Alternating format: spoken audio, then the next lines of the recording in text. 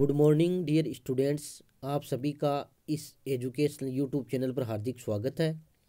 प्यारे विद्यार्थियों, पिछले वीडियो में हमने स्वामी दयानंद सरस्वती के जीवन परिचय और आर्य समाज के उद्देश्य तथा उनके द्वारा लिखी गई रचनाएं आदि के बारे में अध्ययन किया था।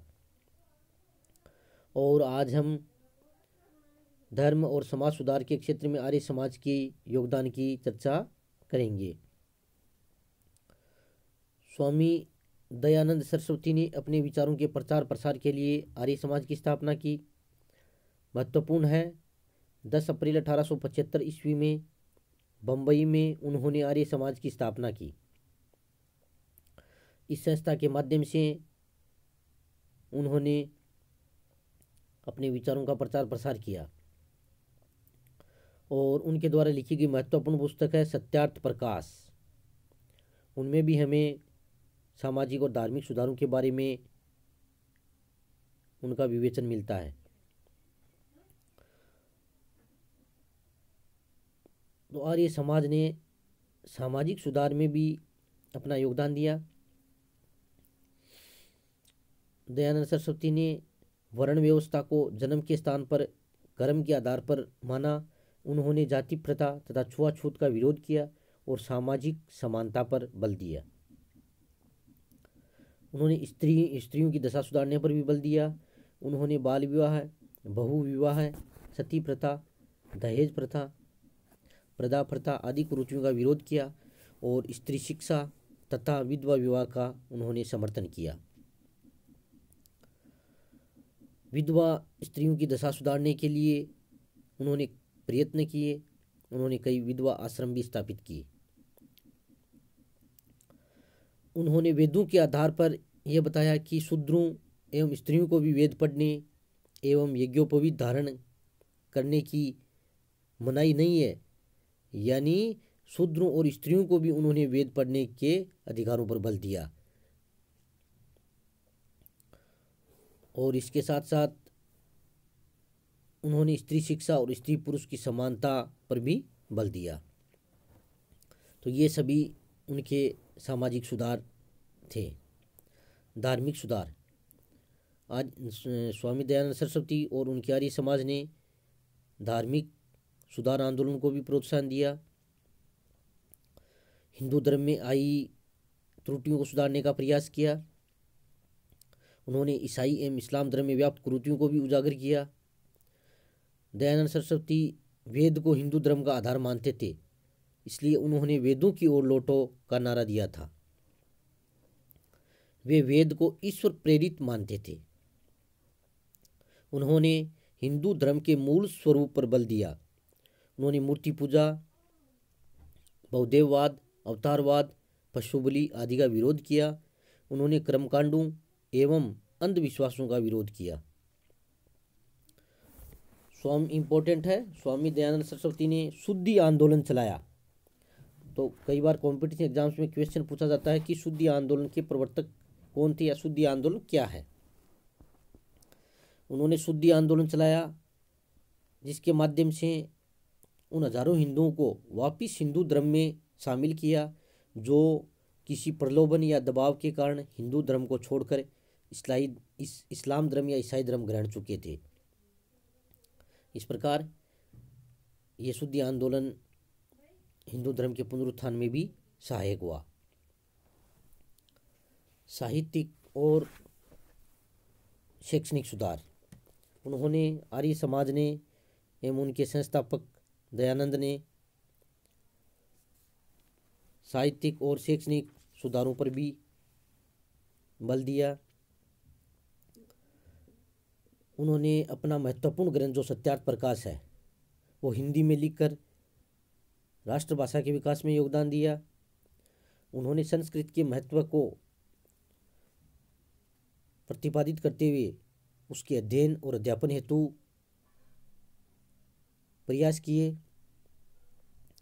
आर्य समाज का मुख्य उद्देश्य अज्ञानता को दूर करना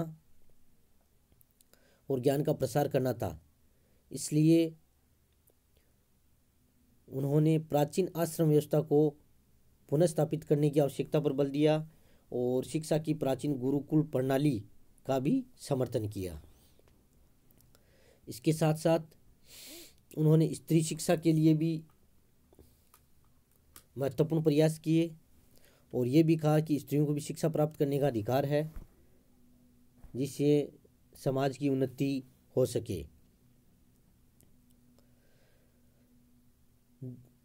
स्वामी दयानंद की मृत्यु के बाद में आर्य समाजियों में शिक्षा के मुद्दों के पर दो दल बन गए थे।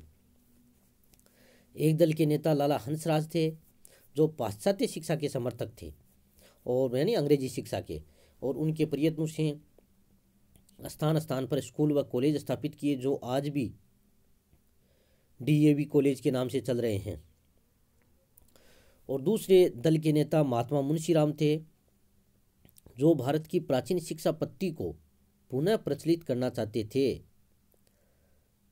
इसलिए दूसरे दल ने गुरुकुल संस्थाएं स्थापित की और इन संस्थाओं ने हिंदू धर्म और संस्कृति तथा आर्य समाज के सिद्धांतों का प्रचार प्रसार किया।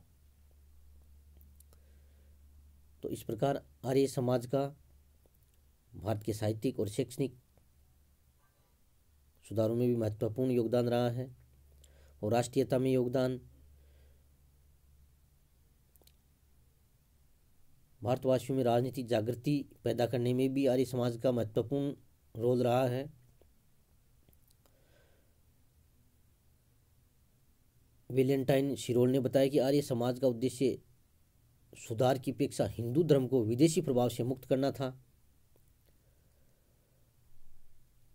उन्होंने भारत के प्राचीन गौरव की चर्चा करते हुए स्वावलंबन के विकास को प्रोत्साहन दिया। इससे राष्ट्रीयता और स्वराष्ट्र प्रेम की भावना को बल मिला। स्वामी दयानंद सरस्वती के एक जो जीवनी लेखक हैं, उन्होंने लिखा था कि उनका मुख्य लक्ष्य राजनीतिक स्वतंत्रता था। वास्तव में वह प्रथम व्यक्ति थे जिन्होंने स्वराज्य शब्द का प्रयोग किया। इंपॉर्टेंट है बेटे, ध्यान रखना, वो प्रथम व्यक्ति थे जिन्होंने स्वराज्य शब्द का प्रयोग किया। वह प्रथम व्यक्ति थे जिन्होंने विदेशी वस्तुओं का बहिष्कार करना तथा स्वदेशी वस्तुओं का उपयोग करना सिखाया।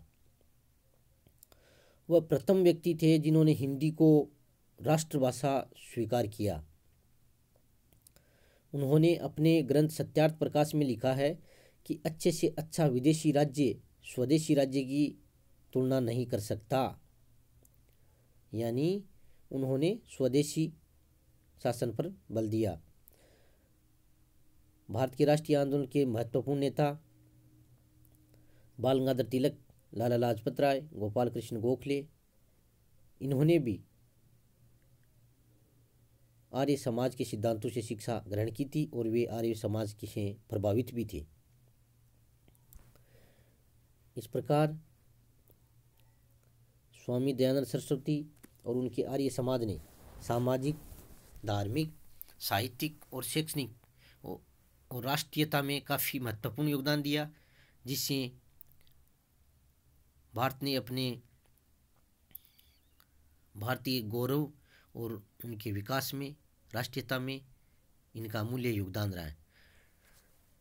प्रिय विद्यार्थियों, वीडियो को सुनते समय आपको नोटबुक और पेन भी साथ में रखना है और आप वीडियो को सुनते हुए उनके नोट्स भी बनाया करो, महत्वपूर्ण बिंदुओं को नोट किया करो, ताकि आपके परीक्षा में अच्छे अंक प्राप्त हो सकें। इसी के साथ साथ बहुत बहुत धन्यवाद।